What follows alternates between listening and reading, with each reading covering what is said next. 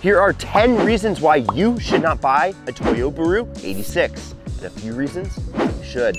And this right here is the cheapest clean title FRS in the nation.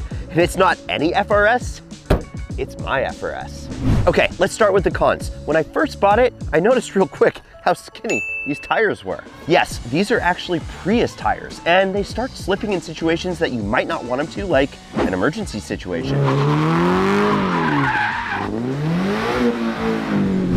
It's an easy fix though, just upgrade your wheels and tires. Now, let's talk about the engine because this torque valley, it's annoying. As you can see, it starts just after 3K and ends roughly around 4,500. The torque dip here is a function of modern emission standards, cam phasing, and the fight to make 200 horsepower out of just 2 liters. See, when Toyota used their fuel injection system on Subaru's engine... Yeah. But if you redline it, it doesn't matter because that valley, well, you miss it because you drop the RPMs right after the valley in second, third, fourth, and so on and so forth. See, you feel that? That torque dip can be kind of frustrating considering that that's the rev range that you really daily drive the car in, from 3 to 4,500 RPM. But if you miss it, you know, I wish it had a flat torque curve because then it would be a sub 6 second 0 to 60 car. Which, by modern standards, yeah, it is kind of slow. 0 to 60 comes in at over 6 seconds. But the gearing is short and the sound makes it fun. The new Toyota Camry, which is not designed to be a fast or particularly fun car, hits 60 miles an hour a full second quicker. You know, it's got that slow car fast kind of vibe. Next, we have to talk about the fuel pump. This engine has a nasty habit of making a kind of chirping noise. Once it's warmed up, it sounds like crickets. Now, Toyota has made statements saying it doesn't affect performance, it's part of its normal operation, but something about it just doesn't jive with that Toyota build quality and dependability we've all come to know and love. Maybe that's because it's actually a Subaru. And then there's the recall. These early model BRZs and FRSs have a recall. There was an issue with the valve springs on the 2-liter flat 4 found in 400,000 Subarus, Scions, and 86s. And the fix isn't exactly easy. It's around a 12-hour job that requires the engine to be pulled out of the car and torn apart. It's kind of a well-documented nightmare. You can check if your car had the fix by calling Toyota with the VIN, or you can just check right down here to see if a human got a little carried away when sealing this thing back together. The trouble is, there have been reports of new valve spring retainers being reinstalled incorrectly, causing misfires and damage. And there have been reports of oil starvation due to plugged oil pump pickup screens because of technicians going ham with the RTV. Now, you'd think that they'd figure it out by the second gen, but no. RTV-induced oil starvation exists on the new cars too.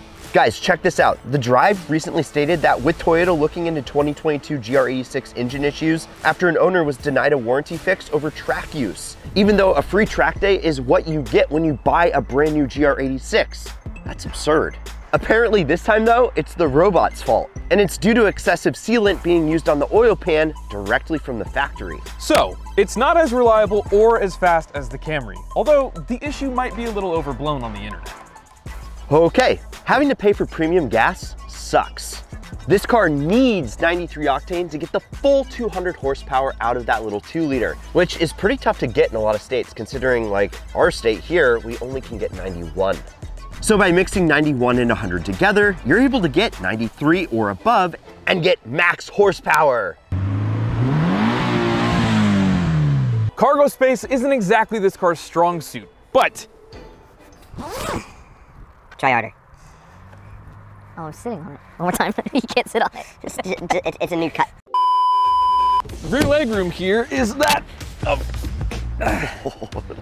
it's like for a 5-year-old, and if I pull the seat all the way back to where someone would need to be able to ride in it, I'm pinned in here, like absolutely stuck. Get out of there. You can do it. A grown man-child getting out of an FRS. I know FRS is the youth brand, but you are the youth of this brand. Yeah, cargo room isn't all that great, but will it hold a Trav? Come here. Yeah, come here. Dude, really? Come here. Get in. Dude. Oh. That girl was looking at us so weird. Oh. Get in. Dude, there's zero, no. There's a way, come on. There's no fucking way. Come on.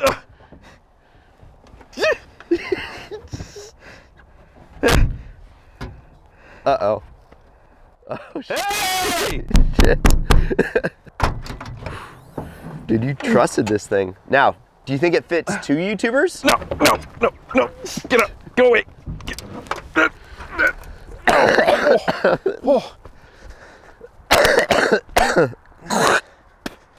Okay, so practicality isn't great. I mean, cargo room is small, but it is a small sports car. But the interior, well, it's kind of a basic bitch.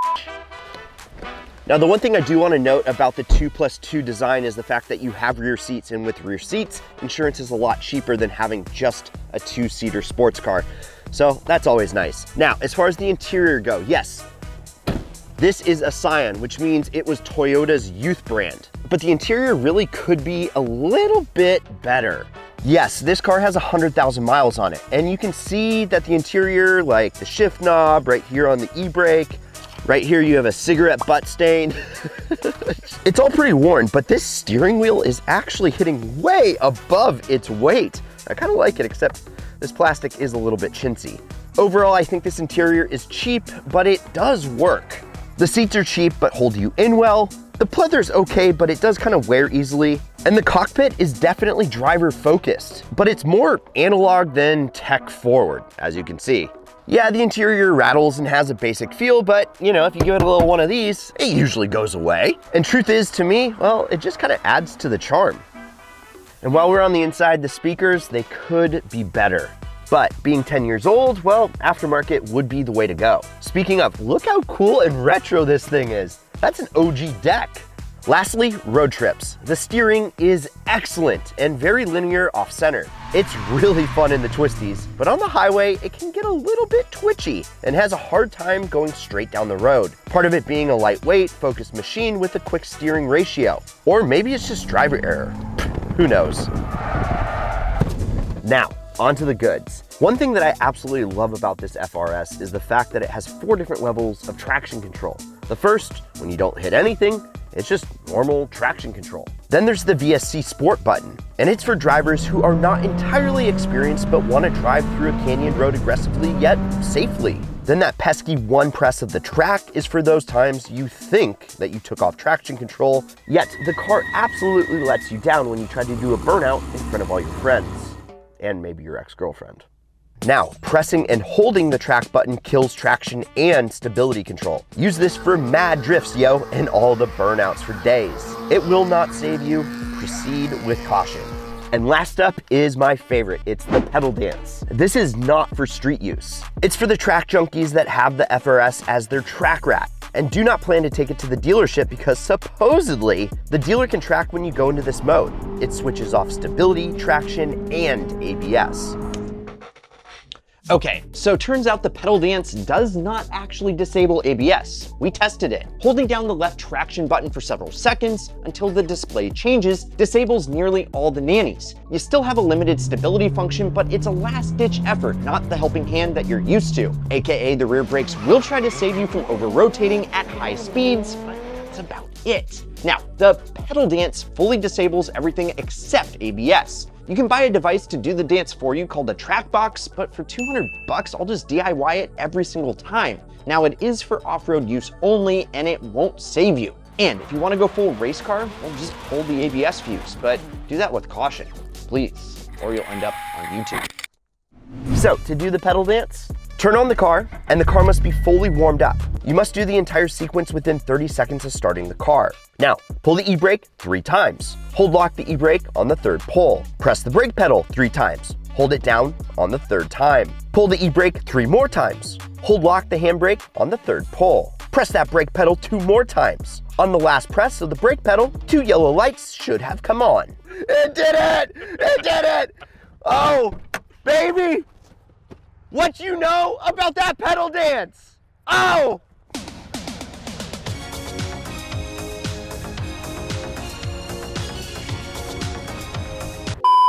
Now, for the rest of the pros. Overall, the ride's pretty smooth for such a low car with stiff suspension. Plus these frameless door windows, they look great, especially rolled down, seeing the door open and close almost like a Tesla Model X. And I know this interior is kind of cheap, but I do love the black and red interior on these knockoff Recaro style seats. From the outside with the red and the paint, it just looks spectacular, even with that cigarette butt stain. And when in the seats, excellent front visibility. You can see the road so close to you because it has such a short hood. It has great seat adjustments where you can pump up or down your seat, especially if you're extra tall and like me. And it makes it really easy to get in the back by just hitting this little lever, boom, and it kicks forward pretty easily. Yeah, well, it adjusts pretty good. And for a little NA 4-banger, I actually think this thing sounds pretty good. Although this muffler has been hacked off, which maybe adds to the ambiance.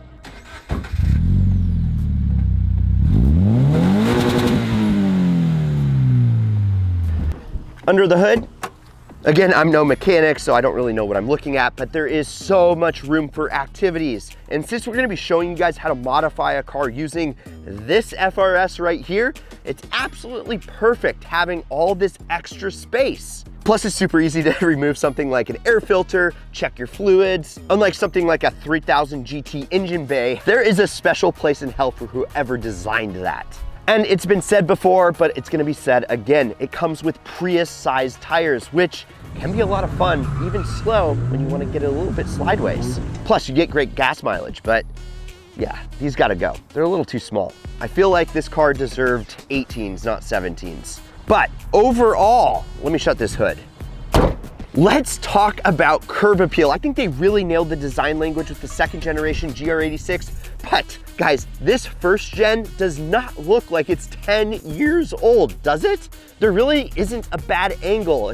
Well, let's keep going, maybe right there. But overall, this thing is a beaut. And with the right suspension and tire work, these things look like a mini Supra. Or maybe they can become a Supra Slayer with the right mods. Oh, if you want to snag this tee, I'll link to it down below. Now, one thing I gotta say is that this thing hits a lot harder than how much it actually costs. We paid $9,500 for this, and I don't think you could find a more contemporary, fun, practical sports car than a first generation FRS or BRZ. So, what do you hate and what do you love about the Toyo Baru 86s? Let us know in the comments below. And if you like them, well, you definitely want to subscribe to the channel because we are coming out with a whole lot more content on this guy. I'm Brad, that's Trav, and this is Ideal, and promise me one thing, keep living the ideal lifestyle. Oh no, what is this guy doing here?